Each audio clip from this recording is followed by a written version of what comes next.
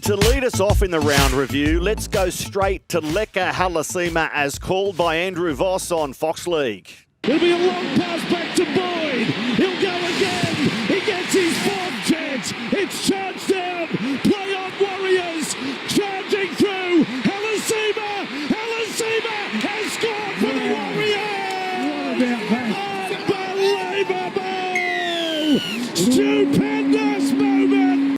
Incredible. The Warriors win it 20-15. Final play of the weekend. The Warriors maintain that safe buffer in the top four with home games to come now, Brandy, against the Gold Coast this weekend, then the Dolphins. Despite the injuries, they should hold on for a top four finish. Should. You'd think so, Matty. Yeah. The fact that they're 4 points clear of Brisbane, who sit in fifth, I think they do finish top four. Jack Cogger, when he kicked the field goal in the 75th minute, you know, there was still time to play, but you thought, that should be enough. That should get them home. It was a very good field goal as well. And Tanner Boyd had missed 4 opportunities, 2 penalty goals, missed 2 field goals, but Halasima scores that magical try. I think it was 4 tries to 3. I know Newcastle scored 3 tries in that first half down in that left corner, or one Fletcher Hunt on the right side, but Gagai and Marju in the corner couldn't kick a goal. And they went down, unfortunately. But well done to the Warriors for sticking in there. Just hanging in there. Brave from the Knights. Injury hit like so many clubs are, I realise that, and then hit by illness during the week that saw only a handful of blokes able to attend the captain's run. They nearly got the job done at home. Earlier, the Tigers needed a match winner, so it's their new lock forward stepping up to deliver the crucial 1 point. And this is a huge kick coming, and Adam Dewey with the high draw is on the field. Adam Dewey goes into the breeze. He's hit it. It's hit it. Oh, it's gone away. He had to start on the left. It's the last tackle. It comes now. This is Dewey. This is Dewey. He got it. Dewey's kicked it. Dewey's kicked it. The Gold Coast Titans have had their heart ripped out. Because they did lead 20-16, the Titans, with not much time left. Matty Jarrell Skelton scored in the 78th to make it 20-all. Adam Dewey, who kicked 2 great goals, conversions in the first half when Taylor May Tigers welcomed Taylor May back to the NRL. He scored a try, and Adam Dewey kicks the field goal to win the game, which was pretty good. Campbell and De Groot combined in the first half. A couple of really good tries. One a long pass, one a kick on the run, but Titans fell short. And let's throw it out there. This question, Willow from Windsor. A question for you. Does anyone know who was the last lock forward to kick a field goal prior to yesterday? Good question. I don't know whether the answer jumps into mine, but the last number 13 to land a winning field goal. Good question, Willow from Windsor. We go back to Super Saturday, Brandy. The 3 games Saturday night. Melbourne Storm upset by the Manly Sea Eagles, 18-16. Yes, the winning penalty, the winning shot for goal was soft as Harry Grant made contact with the kicker's leg. But in the modern game, every day, it's a penalty, no arguments with that decision. You could argue whether it should be a penalty, that sort of mild contact with the leg of a kicker. But right now, it's in the books and it's legal. It's an 18-16 win to the Sea Eagles. Who thought? Who thought? Yeah, and they needed it, Matty. Even though they were coming off a couple of wins, they needed to win to get themselves in the top 8 and extricate themselves from that group of teams on 22 points, which the Dolphins moved to 22. The Roosters were on 22.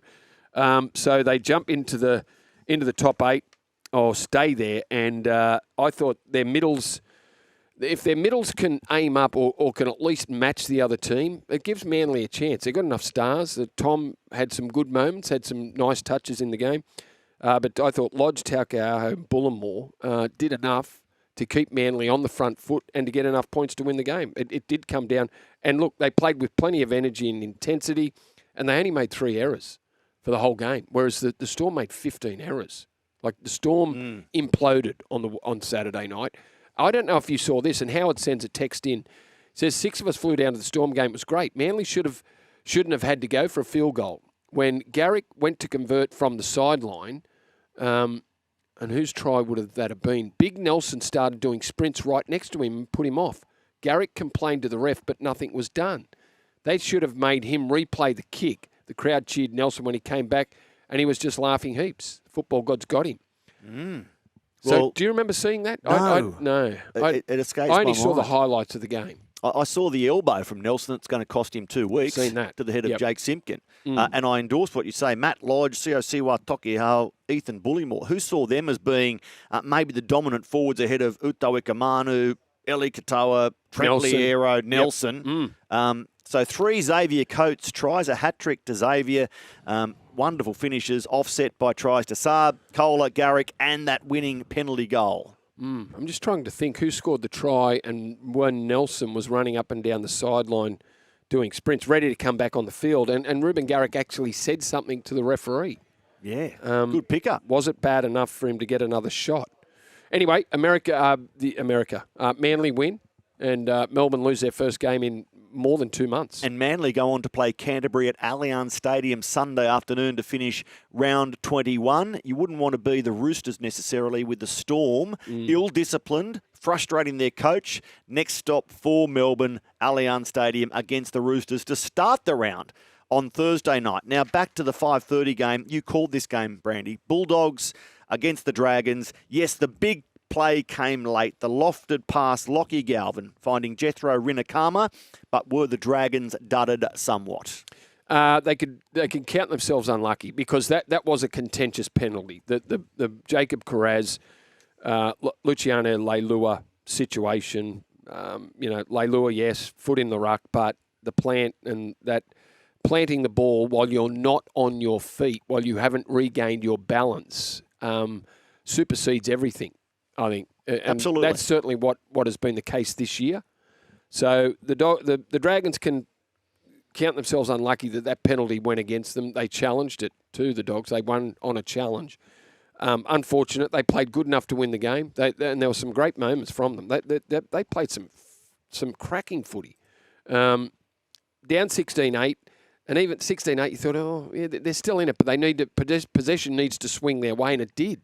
Second half, possession and territory flipped. The Dragons had the better of it, scored some tries quickly, where Moses Sully and Sione Finau, who had to leave the field after he scored a try, but with a dislocated shoulder, but they scored 2 tries in the matter of 5 minutes and found themselves in the lead.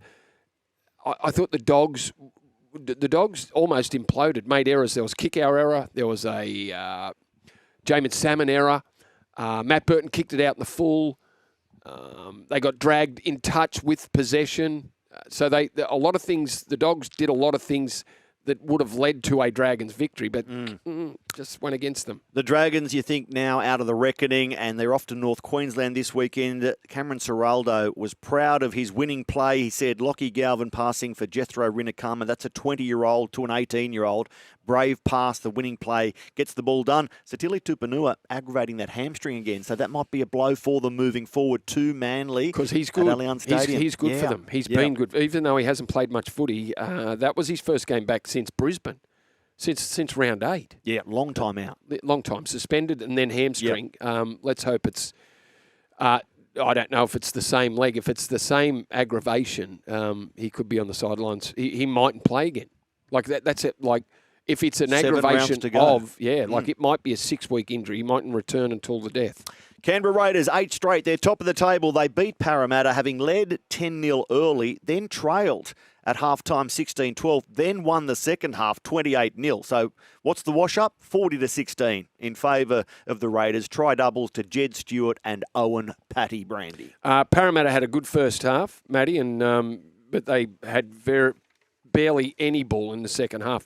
In fact, they only completed 7 sets. But that's because the Raiders had them on the back foot and were scoring tries. They ran in 5 tries in the second half. And even though they were a little bit flat and up against a Para side that were ready to play, they just showed why they can win the comp because they can score points at will. They are an amazing attacking football team. And while they should win the minor premiership, the next 2 games, they're against Newcastle and at St George Illawarra, the Green Machine. Life gets tough for the Eels. They're at Brisbane, then they host the Melbourne Storm. A hot take on the 2 Friday night games to wrap us up, because we spoke about the Thursday night game. Jake Averillo delivering big time for the Dolphins. But Friday night, Panthers 30, Rabbitohs 10.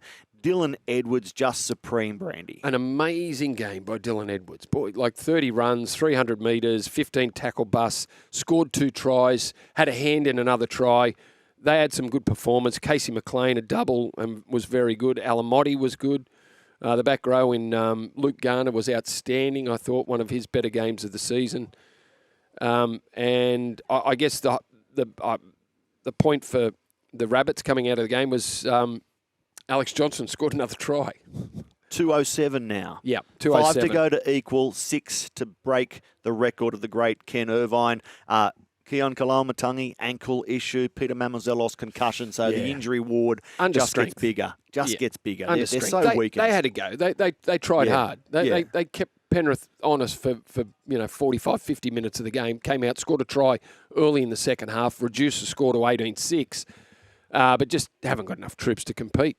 And just another word, we know the Dolphins are weakened as well, but they are still winning. They are still a chance to finish top 8. Chris Vaila for the Sharks on debut. Great move. He scored on his debut. Contentious try for Billy Burns, but the Sharks won at 31-18 on the back of Braden Trindle, Nico Hines, and especially Blake Brayley. Yeah, he was fantastic. I thought there was a period in that second half. Remember, Angus Crichton scored early in the second half to make it 20-18. So the Roosters scored the last try of the first half, then they scored the first try of the second half to get themselves only 2 points behind.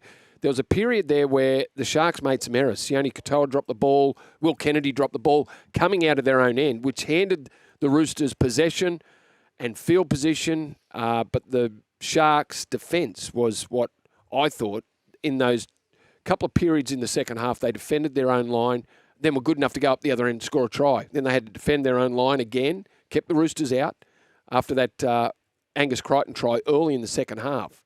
Could have easily given up another try and let the Roosters back into the game, but didn't. Defence would have been what Craig Fitzgibbon was happy about through that second half. There is our round in review. To wrap it up, Brandy has 10 teams still in the reckoning. He has Melbourne a little wobbly, Canberra on track for the minor premiership. The Warriors the only member of that top 6 that maybe can't challenge given their injury toll. That's our round in review. Have I summed it up accurately, Greg? Perfect, Matt. Okay, there we go. You know, Michael, doctors say a proper breakfast includes eggs, bacon, and breakfast with Vossy and Brandy. So get your daily fix through our socials and listen live on SEN Radio.